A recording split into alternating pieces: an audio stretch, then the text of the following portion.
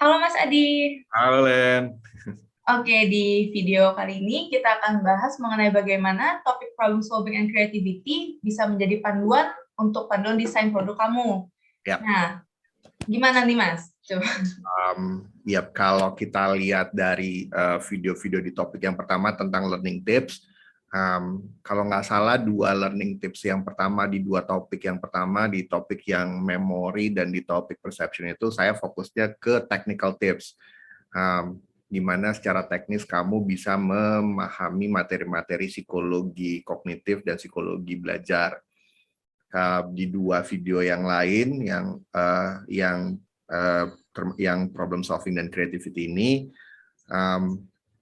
tips dari saya itu cenderung untuk memotivasi kamu ke depan. Jadi coba lihat bahwa ada konteks di mana memahami teori yang sedang kamu hadapi ini tuh sebetulnya akan punya benefit yang sangat besar untuk karir kamu nanti. Jadi apa? Ulang boleh nggak, Len? Oke Mas. Ntar ku potong aja ya Mas depannya. Oke. Ya, oke. Oh, langsung aja ya. Kita mulai dari awal ya. Oke Mas. Dia pertanyaan lo tadi nih, gunakan topik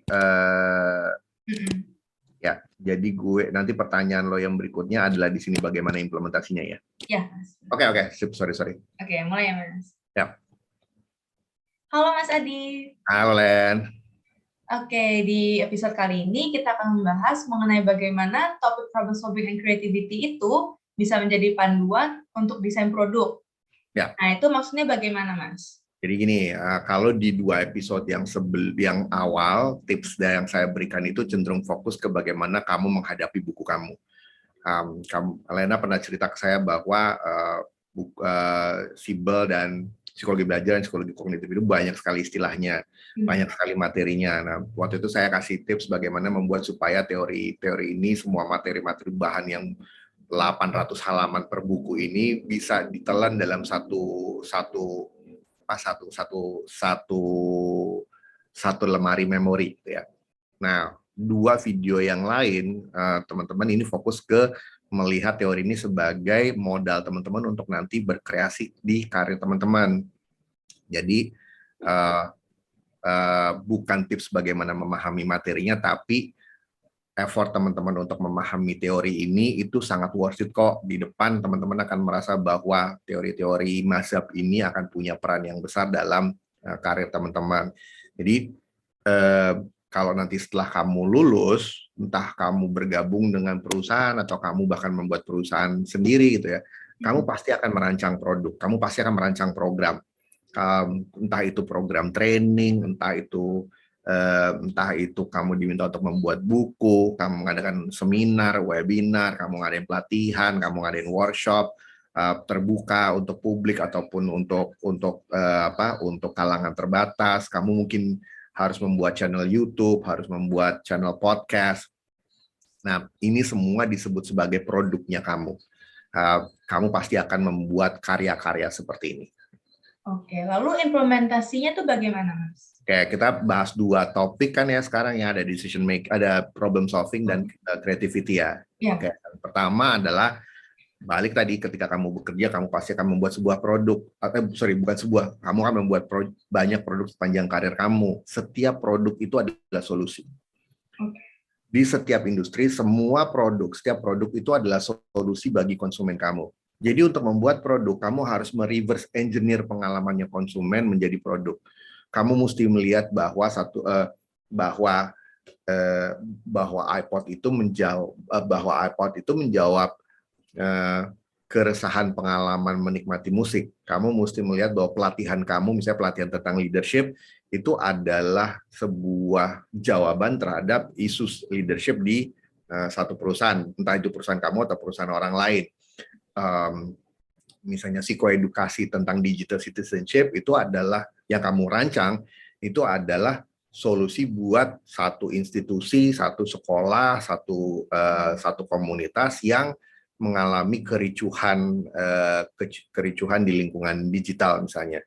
Ini kamu harus reverse engineer. Jadi kayak tadi kalau dalam ilustrasinya iPod, begitu ilmuwan peneliti dan hardware developer itu ketemu, kuncinya bahwa pengalaman bermusik itu adalah pengalaman emosional, berarti harus bisa mengakses sebuah lagu dengan cepat, harus bisa membuat playlist dengan cepat, harus bisa membeli lagu dengan cepat. Mereka langsung tahu mesinnya akan seperti apa, softwarenya akan seperti apa, navigasinya akan seperti apa, bagaimana caranya pengalamannya benar-benar tetap sama dengan seperti pengalaman tanpa menggunakan teknologi, atau bahkan bagaimana teknologinya mengenhance pengalaman menikmati musik. Prinsip yang sama akan berlaku dalam teman-teman sebagai ilmuwan psikologi juga membuat produk-produk. Semakin solusi kamu efektif, semakin besar kemungkinan produk kamu itu dilirik, dipahami sebagai solusi dan kemudian dipilih.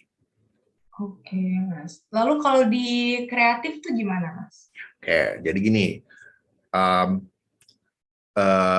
apapun produk kamu, apapun layanan kamu, di perusahaan manapun kamu bekerja, perusahaan kamu itu di bidang industri apapun, kamu membuat produk apapun yang kamu buat, itu besar kemungkinan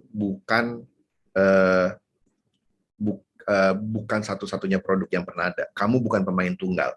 Kamu pasti punya kompetitor. Kompetitor kamu bisa saja adalah karyawan lain, kompetitor kamu bisa aja perusahaan lain.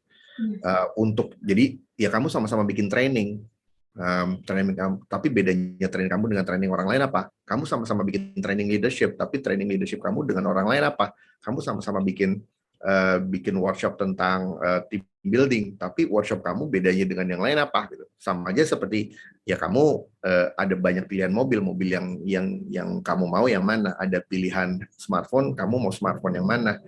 Ada pilihan productivity tools, kamu mau Microsoft kah, atau mau Google kah, atau mau Apple kah, itu tuh ada pilihannya. Nah, untuk mendesain sebuah produk yang unggul, yang menjadi pilihan market kamu harus punya competitive advantage. Produk kamu harus punya value proposition yang unik dibanding yang lain. Nah, di sini kreativitas pegang peranan. Kreativitas itu didefinisikan sebagai keterampilan seseorang untuk menciptakan sesuatu yang original, baru, dan punya nilai. Jadi kamu harus bisa menyuntik originality dan nilai pada produk kamu. Dan prinsip kreativitas ini bisa disuntiknya dalam berbagai macam konteks, di dalam seluruh bisnis proses di perusahaan tempat kamu bekerja atau perusahaan kamu. Bisa saja kamu suntik di strategi marketing kamu, bisa saja kamu suntik di prosedur produksi, bisa saja kamu suntik di skema bisnis. Lagi-lagi bisa saja kamu memang ambil misalnya pelatihan kreativitas gitu, kasih ke karyawan kamu. Tapi kalau kamu orang psikologi, kamu akan punya touch yang berbeda karena pelatihan kamu akan langsung direct membidik proses kreativitas di otak kita seperti apa, sehingga tingkah laku yang memicu proses berpikir seperti kreativitas itu seperti apa. Oke, terus yang sebenarnya eksklusif tentang problem solving and creativity itu apa, Mas? Karena kan sebenarnya prinsip ini bisa saya praktekkan juga pakai pemahaman di mata kuliah lain gitu kan, Mas? Ya. Jadi betul bahwa setiap mata kuliah harus kamu perlakukan seperti ini. Saya pribadi punya, setahu saya bukan cuma saya aja sih, beberapa teman saya juga merasakan hal yang sama, dan mudah-mudahan ini adalah pendapat yang objektif ya. Teori mazhab itu punya posisi yang sangat unik. Ini yang sempat saya sebutkan di diskusi kita tentang decision making dan reasoning. Teori mazhab itu menjelaskan tingkah laku pada level yang core, pada level intinya. Teori mazhab itu kan ada strukturalisme, kemudian fungsionalisme, gestalt, behavioristik, psikoanalisis, kognitif, neuroscience yang baru, neuropsikologi. Mereka itu spesifik membicarakan tingkah laku. Nggak ada embel-embelnya, tingkah laku. Any behavior dijelaskannya pakai teori mazhab. Teori mazhab ini kemudian bisa dipraktikkan di psikologi pendidikan, di psikologi politik, di psikologi industri dan organisasi, di psikologi klinis dewasa, klinis anak, psikologi sosial. Jadi kamu bisa saja adalah pakar psikologi Pio yang sangat kental mempraktekkan teori behavioris dan kognitif. kamu bisa saja menjadi seorang praktisi psikologi pendidikan yang kentalnya mempraktekkan psikoanalisis dan psikologi kognitif misalnya. Oke. Nah, teori mazhab itu posisinya sangat unik karena dia membahas tentang teori tingkah laku seinti-intinya. Artinya kamu dengan mempelajari teori tingkah laku, instead of mempelajari teori tingkah laku pada konteks tertentu, kamu akan bisa merancang produk tingkah laku apapun. Gitu. Oke, analoginya gimana, Mas? Oke, analoginya seperti ini. Bayangkan kalau saya ngajarin kamu template PowerPoint. Oke. Maka kamu akan bisa membuat presentasi, dengan template tersebut. Tapi gini, Len, kamu mau buat presentasi apapun, topik apapun, template-nya akan sama, wajahnya akan sama. Oke. Tapi bayangkan kalau saya mengajarkan kamu prinsip desain dan komunikasi. Maka ketika kamu nanti membuat presentasi, kamu akan meng-customize bagaimana topik yang kamu mau presentasikan itu kamu suguhkan. Elemen visualnya akan berbeda, komposisinya akan berbeda, kamu akan memilih palet warna yang berbeda, kamu akan memilih tipe font yang berbeda, dan kamu mengganti-ganti pilihan ini bukan karena sekedar mau punya variasi, tapi karena setiap pilihan font, setiap kombinasi warna, setiap tata letak, itu akan secara langsung meningkatkan pemahaman terhadap kontennya. Nah, ini gambarannya kalau kamu menguasai teori mazhab. Kalau kamu menguasai teori mazhab, kamu seperti tadi kamu belajar tentang desain dan komunikasi untuk menggunakan PowerPoint, untuk menggunakan aplikasi membuat.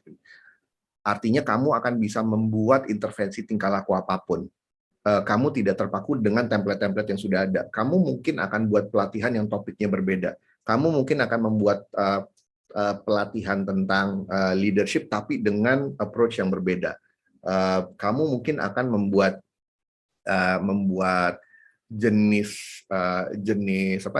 menggunakan kombinasi teori yang berbeda. Kamu bisa meng-customize bahwa kalau misalnya untuk perusahaan legal dengan perusahaan entertainment itu jenis kreativitasnya akan berbeda sehingga teori leadership-nya itu akan berbeda juga. Nah, menguasai teori mazhab itu akan punya keuntungan seperti ini. Nah, ini yang kita maksud dengan teori mazhab. Dan kalau kita bicara tentang topik kita kan adalah problem solving dan creativity. Problem solving dan creativity itu adalah dua topik yang lahirnya dibahas, dikupas sampai ke dalam-dalamnya itu di psikologi kognitif.